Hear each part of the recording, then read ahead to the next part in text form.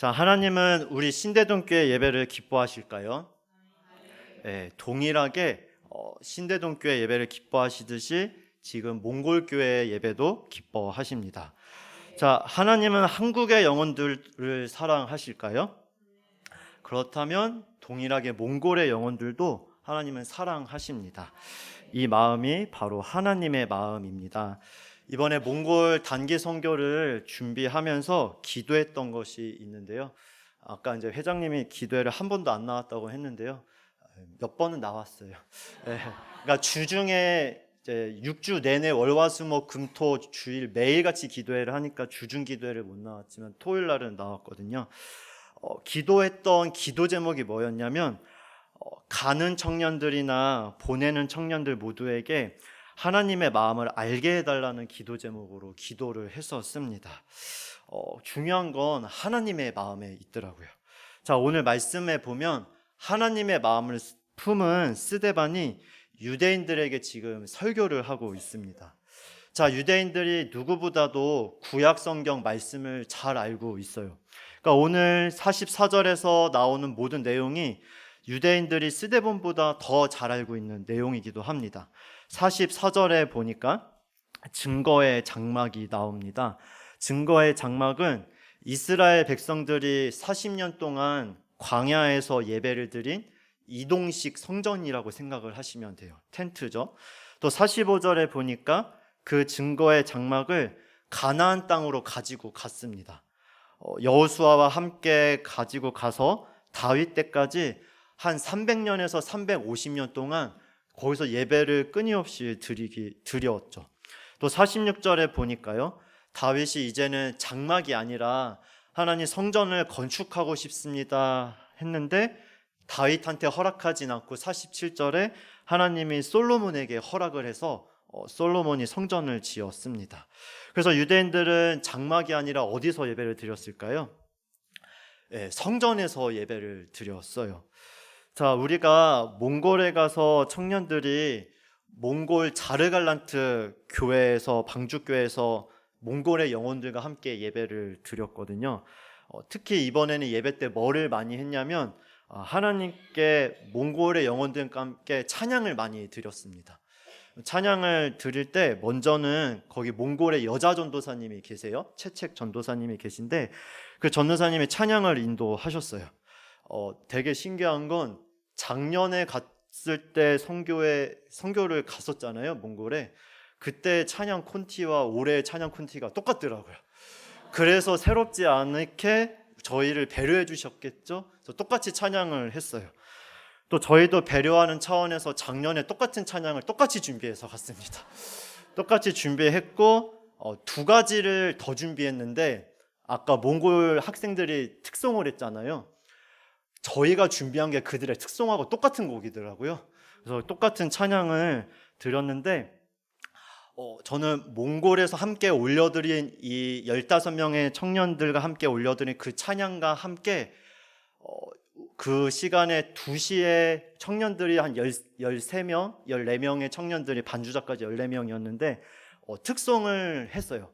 자, 함께 한국에서도 하나님께 찬양을 올려드렸고 한국에서도 하나님께 올려드렸구나. 하나님께 모든 영광을 올려드립니다의 마음을 드렸습니다. 자, 성전은 그렇게 뭐하는 곳일까요? 돈을 나누고 교제하는 곳이기만 한 게 아니라 성전은 바로 하나님을 높이며 하나님을 예배하는 곳입니다. 자, 유대인들은 그렇게 하나님께 성전에서 예배는 드렸지만요, 한 가지 문제가 있어요. 하나님의 마음을 알지 못했다라는 사실입니다. 이 말은 다시 말하면 유대인들은 하나님을 주목하지 않았습니다. 그 당시 하나님을 주목한 사람들은 예수님이 이 땅에 오셨을 때 예수님을 바라볼 때 주는 그리스도시요 살아계신 하나님의 아들이심을 바로 깨달았어요. 시간이 걸리더라도 깨닫고 예수님을 믿고 영접을 했는데요, 유대인들은 하나님을 주목하지 않으니 예수님을 거부했다라는 사실이죠. 유대인들은 하나님이 아니라 그 예배 가운데 영광 받으실 하나님이 아니라 성전에만 주목을 했습니다. 하나님은 하나님이 아닌 성전을 주목하는 유대인들에게 48절에서 50절 이렇게 말씀을 하고 있어요. 너희들이 성전을 짓는다고 하고 졌는데 내가 하늘과 땅을 지었는데 너희가 나를 위하여 무슨 집을 짓겠느냐, 이렇게 하나님이 말씀을 하시는 거예요. 생각해 보니까 하늘은 누가 지으셨을까요? 땅은 또 누가 지었습니까? 그 모든 걸 지으시는 하나님이신데, 그렇다면 우리가 주목해야 될 분은 하나님 한 분이셨던 거예요. 근데 유대인들은 하나님을 주목한 게 아니고 사람을 주목하고 성전을 주목했습니다. 자, 오늘 우리 자신을 한번 살펴보면요, 유대인들처럼 하나님을 주목하지 못하는 연약함을 가지고 있음을 보게 돼요. 제가 이런 질문을 했는데 이 질문의 답을 잘해 주셔야 해요. 안 그러면 제가 시험에 들 수 있거든요. 뭐냐면, 하나님이 아니라 돈을 주목하는 성도님들이 계실까요, 많을까요? 그런 성도님들은 이 자리에 한 분도 안 계심을 믿습니다. 그렇게 썼어요, 제가. 믿음으로 아멘을 제가 받으려고. 다시 한번 읽어드릴게요. 그런 성도님들은 이 자리에 한 분도 안 계심을 예수님 때문에 믿습니다. 네, 우리의 연약함은요, 뭐냐면 성전에 나와서 예배를 드려요. 근데 하나님을 생각하지 않는다라는 연약함입니다. 특송도 하고 찬양을 올려드리죠. 근데 하나님은 온데간데 없고 이 특송을 하고 찬양을 할 때 받을 감동과 은혜에만 주목을 한다라는 것이 우리의 연약함입니다. 자, 또 하나 어떤 연약함이 있냐면, 단기 선교를 갔어요. 단기 선교를 하지만 거기서 영광 받으실 하나님이 아니라 그 외의 것들을 바라보게 되는 것이 바로 우리 인간의 연약함입니다. 그런데 하나님의 은혜는 어디서 나타나냐면, 그런 연약함을 도와주시는 성령을 우리에게 보내주셨다라는 거예요. 그런 연약함임에도 불구하고 주님이 기뻐하는 쪽으로 한 걸음 나아가다 보니, 너희들이 나를 향해 가고 싶지만 연약함이 있구나, 그 연약함을 내가 깨트려주고 강함으로 바꾸어줄게 하면서 내가 주님이 아닌 것을 주목하는 것을 깨우쳐주면서 주님을 주목하게 도와주시는 분이 우리 안에 계신 성령님이십니다. 자, 그렇다면 우리 교회에서 해외 성전 건축을 계속 하고 있어요. 그렇다면 주목해야 할 것은 무엇일까요? 성전이, 아프리카 성전이 1,000만 원짜리가 있고요, 2,000만 원짜리가 있고, 좀 타협점을 찾으면 1,500만 원짜리가 있습니다. 우리 재훈 형제 군대 가기 전에 어떤 성전을 짓겠습니까? 1,000만 원, 2,000만 원, 1,500만 원. 2,000만 원. 부모님과 함께 믿음으로 주님의 때가 되면. 그러니까 이렇게 성전 건축을 할 때 주목해야 될 게 뭔가, 예배를 드릴 때도 주목해야 되는 게 뭘까 할 때 오직 하나님 한 분이십니다.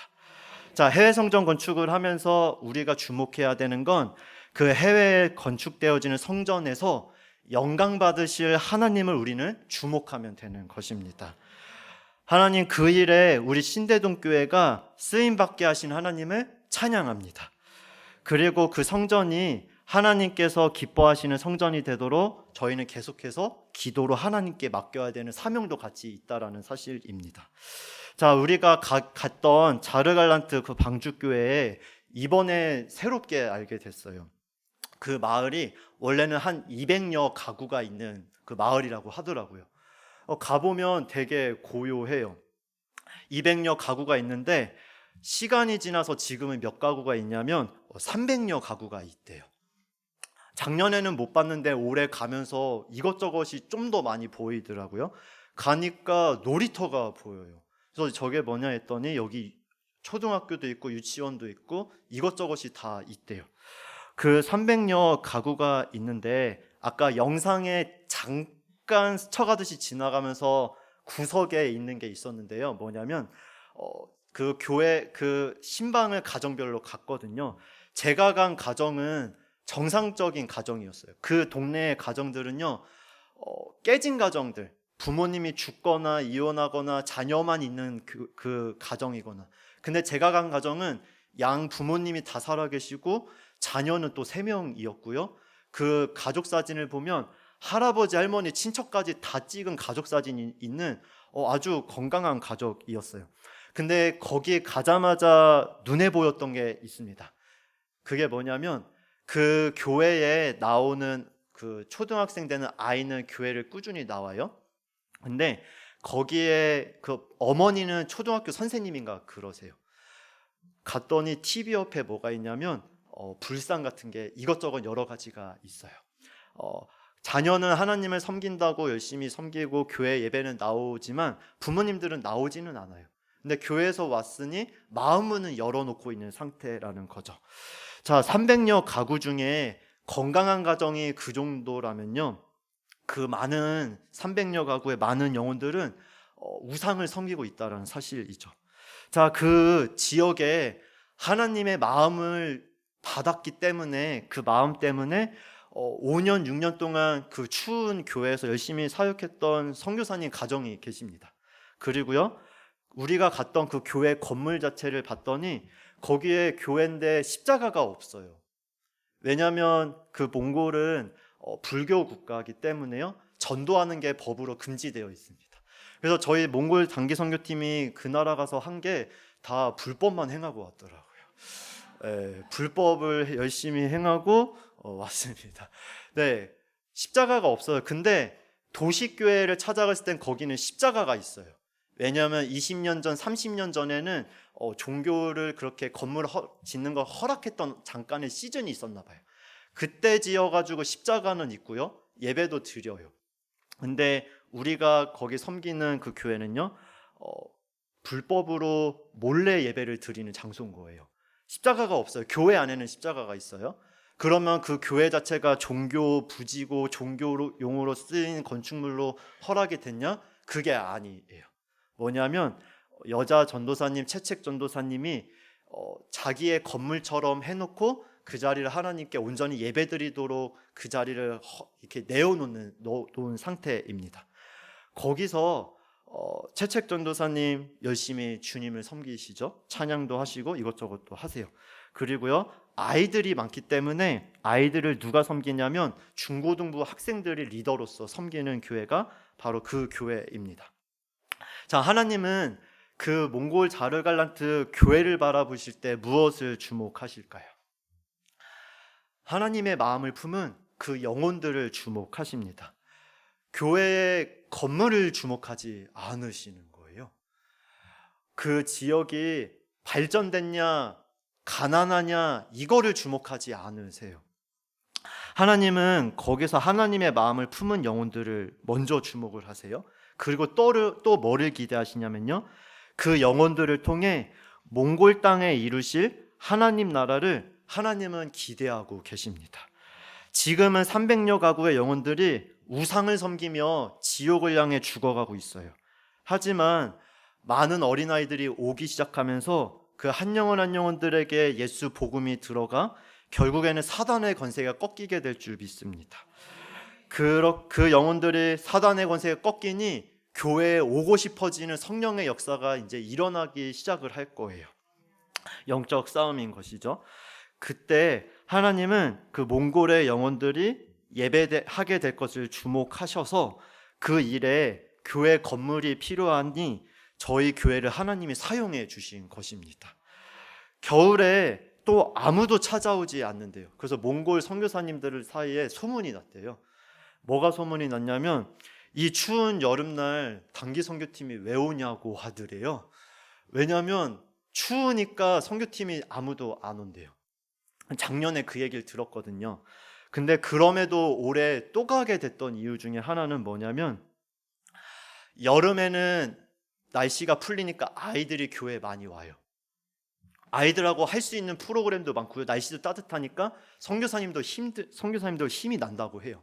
근데 겨울이 되면요, 영하 30도 40도 되니까 나라에서 애들 교회에 모이는 것 자체 하지 말라고 한대요.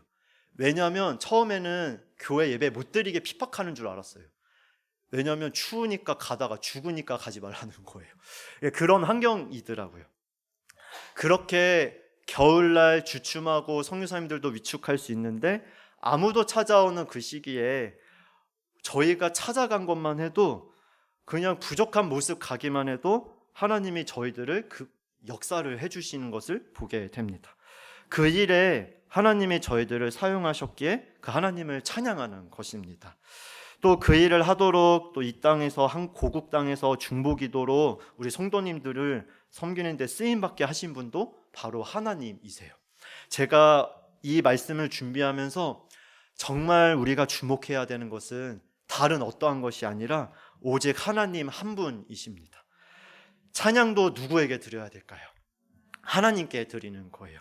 저희 교회에서 하고 있는 모든 사역도 누가 역사하시는 것일까요? 하나님이 역사하시니 누구에게 영광을 올려드려야 될까요? 오직 하나님 한 분께 영광을 올려드려야 되는 것입니다. 이 마음을 가지고 이제 우리가 세상에 나아가야 될 것이에요. 월요일부터 우리는 또다시 가정과 학교, 직장 각자에 속한 환경으로 가실 것입니다. 그 속에서 하나님을 주목하면 하나님이 크고 놀랍게 역사하시는 것이 계속 보이실 것이에요. 하지만 한 가지 명심해야 될 건 하나님이 역사하는 그 장소에서도 하나님을 바라보지 않는다면 예수님이 바로 앞에 있어도 예수님을 부인했던 가룟 유다와 같이 우리는 주님을 부인할 수밖에 없다라는 사실이죠. 그러기에 우리가 해야 될 건 성령님 제 마음 가운데서 이번 한 주간 살아갈 때 오직 주만 바라보게 하여 주시옵소서라고 기도하며 나아가야겠습니다. 우리 한번 제가 기도하고 마치겠습니다. 하나님 감사합니다. 오늘 말씀을 통해서 또 간증을 통해서 우리가 주목해야 되는 분이 누구신가 봤더니 바로 하나님 한 분이심을 알게 하시니 감사합니다. 하나님, 저희가 하나님을 섬긴다 하면서 하나님을 바라보지 못할 때는 이런 환경 저런 환경 또 사람을 바라보고 얼마나 우리가 준비되어졌는지에 집중했는데 그것을 바라보니 힘들기도 하고 또 잘되면 우쭐하기도 했던 연약함을 저희들 돌아봅니다. 하나님, 이제는 저희가 원하기는 주님 한 분만을 바라보기를 원합니다. 주님이 주신 지혜로 감당하게 하시고 주의 능력과 주의 사랑으로만 나아가는 저희들 되게 하여 주시옵소서. 저희들이 지금까지 쓰임받은 모든 것에 있어서 저희들이 한 것 아무것도 없습니다. 주님께서 하셨습니다. 앞으로도 주님만 역사하실 걸 믿습니다라고 주님께만 모든 영광 올려드리는 우리 신대동교회 우리 각 삶, 각 가정 모두 되게 하여 주시옵소서. 감사하며 예수님의 이름으로 기도합니다. 아멘.